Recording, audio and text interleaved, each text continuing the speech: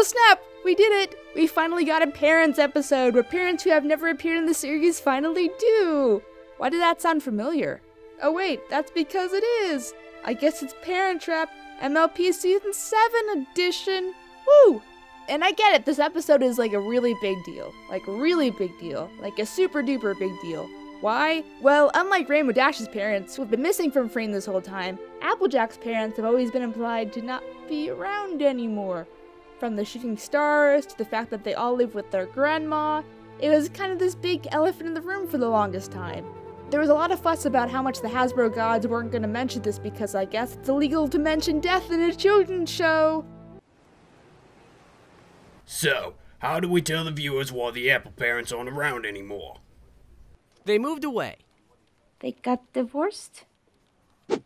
Let's just say they're dead. Time for you to fly to the castle. Cause that makes sense. Well, not these days, but I guess Hasbro just doesn't want to go there. Which is fine, I guess. It just seems odd that they would bring it up all of a sudden like, welp, they're on a farm somewhere, deal with it.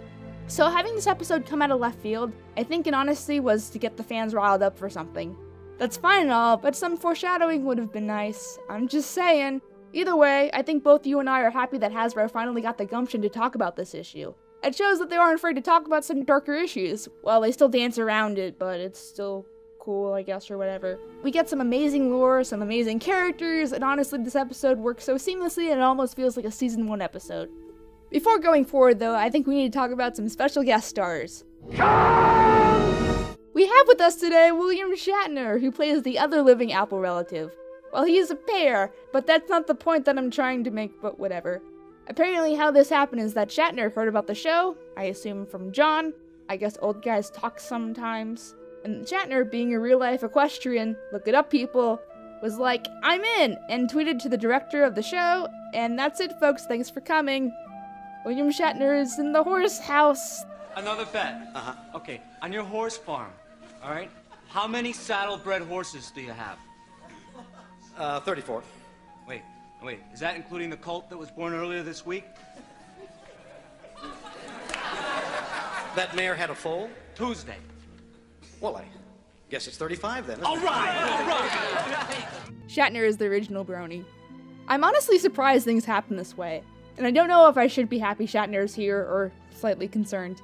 He teases liking My Little Pony all the time on Twitter, so I can't tell sometimes if he's genuine or just trying to mess with people.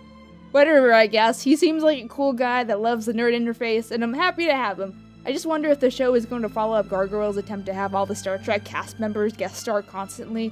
Author's note, look it up on Wikipedia. Can someone please call Patrick Stewart's agent, please? You motherfuckers are gonna kill all my lilies! Friggin' parasitic rodents! Michelle, can I call you right back? I've got something about to boil over. Also, Shatner, you should start going to PonyCons, I'm just saying. So how does this epic episode start? Well, we start off in the marketplace, where Applebloom is looking for some stuff. Would the lady like a necklace? A pretty necklace for a pretty lady. Fish!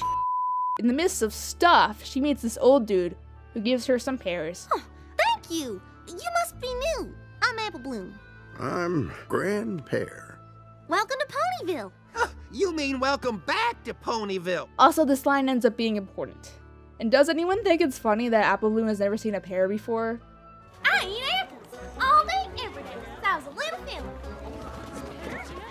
Wait, there's another kind of food that's not apples. What? No wonder it took her so long to get her cutie mark. This child is malnourished. Let me eat something besides some apples. Nope. So we cut back to Applebloom smuggling the jams into the house, to the freak out of Applejack and Big Mac. What were you thinking?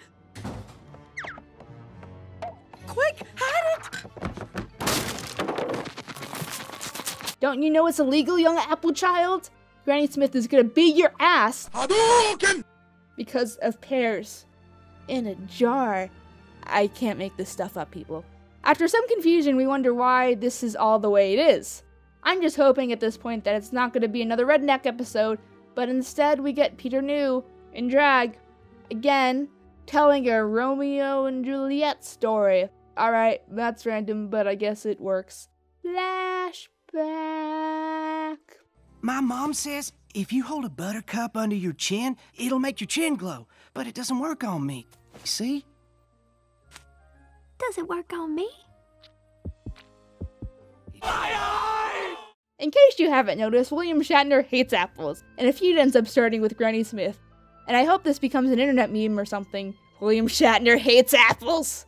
And after we meet and hear the story from Burt Oak about Apple Dad being honest, we go to Mrs. Cake, who, dun dun dun, was Applejack's mom's friend. I like how Mrs. Cake has been there this whole time, and that we don't know this. It's not even like a side comment or something.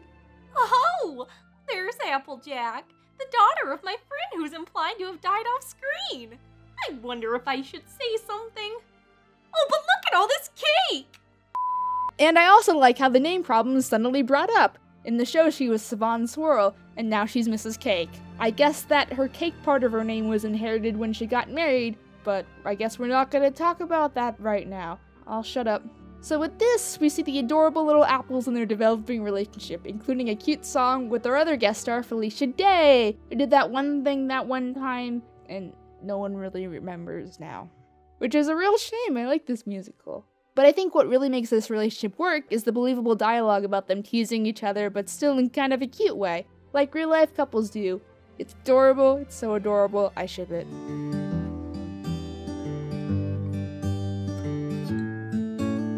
We're far apart in every way, but you're the best part of my day. And sure as I breathe the air, I know we are the perfect pair. Quack!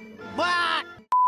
So anyway, with the threat of the Pears moving away, we decide to braveheart this with a secret wedding. Aw, look at the little kiddos. Until the Rents barge in. Also points to how Mayor's hair is pink back in the day. Good continuity editing. I really admire how much both of these horses are willing to stand their ground. Like, hot damn, this was a huge decision, especially on Pear Butter's part, and she stuck with it, indirectly saving Equestria several times in the process. Now, if the shoe was reversed, would Grand Pear had taken in Brightmack? From that grumpy attitude, I would say no. That's why Granny Smith is so cool here. Despite everything, she was able to bury the hatchet much faster than Grand Pear would have ever, and was even ready to raise their grandchildren. And with that last piece, it all kind of makes sense now. Old grandparents reunite, and we get the Felios. Have all the Felios, just take them all. Oh my god, I can't go on. These damn horses. This episode is just fantastic in every sense of the word. Not just because we get an answer to the age-old pony question, or at least some of it, but it's the way this episode was framed that really makes it shine. From an outside perspective, you can tell there was a ton of love with how the world-building elements and the dialogue deliveries were framed, the pacing of the episode, as well as just how much meaning there is for Grand Pear coming back onto the scene seems to imply. Sure, we got this weird Romeo and Juliet undertone in there, but adding elements there are okay as long as they work, and you do something relatively different with them. It's not the trope, it's how you use it. Ayo! I'm sure you loved this episode just as much as I did. Even if it doesn't have Discord in it, doesn't mean it's still not worth talking about. Sometimes. Hey, if you like this video, please make sure to comment and share and subscribe if you want to. Also, I really want William Shatner to maybe see this, so if you can tweet it to him at this address, get Twitter and just do it, because I have an obsession with old men from Star Trek seeing my videos. Something very wrong with that horse. We'll see what happens. You should do it though, please. And that's all, folks, except it's not time for the ending gag. Oh, howdy, partner. I came knocking on your door 1,000,000 times, and you laughed at me.